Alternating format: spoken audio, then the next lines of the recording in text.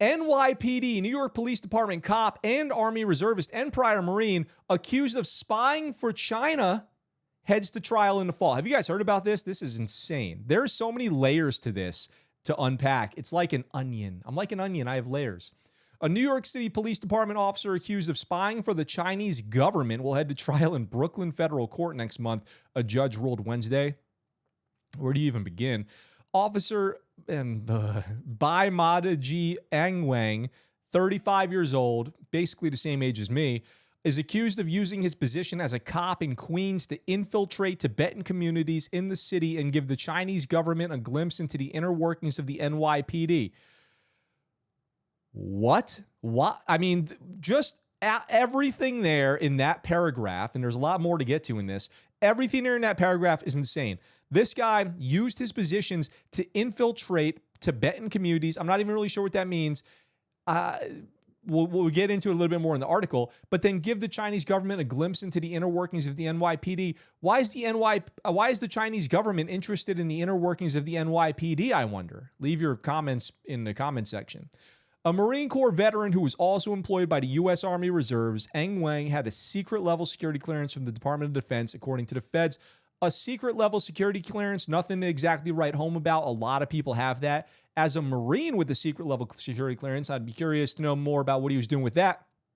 Was he handling crypto? Like, probably the biggest thing that I did in the Navy as an aviation maintainer when I did that would be of national security concern was handling crypto. Basically codes that encrypt communications and GPS.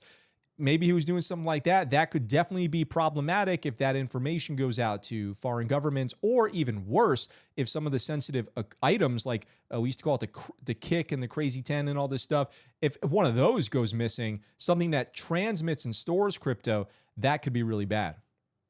He's been discharged from the Army Reserves as a result of his arrest, but remains suspended with pay by the NYPD.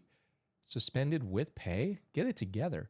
When his trial starts on September 12th, the feds want the jury to hear wiretap talks between the cop who was arrested in 2020 and his Chinese handler that detail how he can best serve his foreign taskmasters.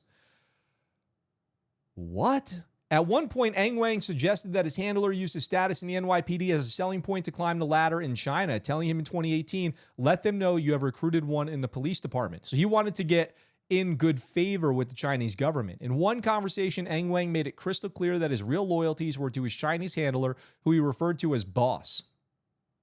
Oh my God. I hope, like, my biggest fear when this kind of thing happens is that then people start, stereotyping and profiling based on race, just like America did with Japanese citizens in World War II. And that is one of, if not maybe the greatest threat that he poses currently to American citizens, are that other people will bear prejudice as a result of this. I hope not, though. In November 2019, NYPD brass wanted Eng Wang to be interviewed by New Tang Dynasty Television after the dissident-founded network asked for a camera-friendly cop to appear on one of its programs. The defendant was well-suited to the task. He had, by that time, been assigned to serve as a community liaison officer and was fluent in Mandarin, one of the main dialects of Chinese spoken in China. He consulted his Chinese consulate handler first, though, because the New York-based TV network was founded by adherents of Falun Gong, a spiritual movement banned by China in 1999. A lot of complicated layers of loyalty and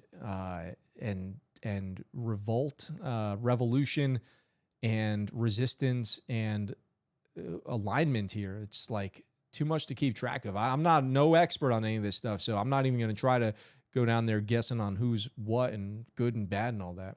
Eng Wang said he'd have no problem doing an interview with People's Daily, a China state-controlled newspaper, but New Tang Dynasty Television was another matter. I think you absolutely shouldn't do it, his handler told him. In the future, if you want to go back or something, it will have an enormous impact. So he couldn't even do that.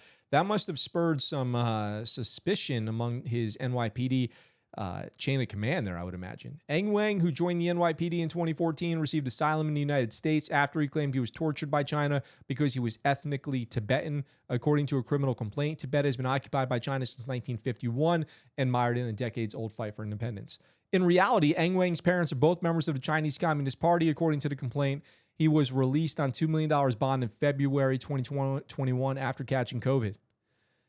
What is going on with this letting people out of jail if they catch COVID? That is so insanely just out of line, if you ask me.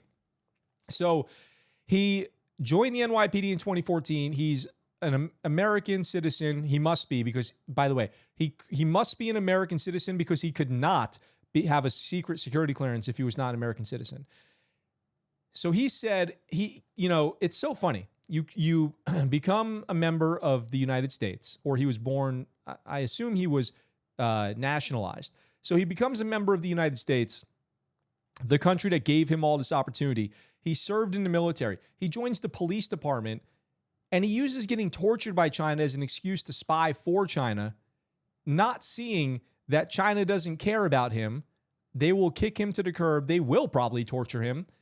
And he loses everything. And all he had to do was just not do any of that and enjoy his life that he has out here. It makes me think that there are ties that his parents had as an influence on this whole thing.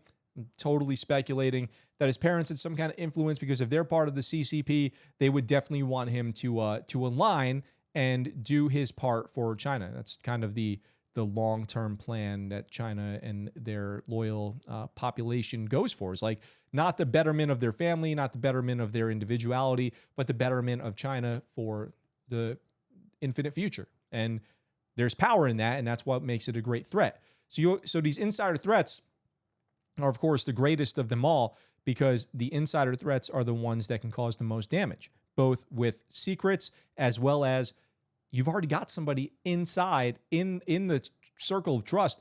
They decide to turn one day, God forbid, something violent or something. They're right there. They're going to, create great harm with their actions. It's just a wild one. Let me know what you guys think about that in the comments, and what you think the punishment should be for spying for China within the NYPD as well as within the military, and what kind of stuff do you think he fed over to the CCP? Let me know.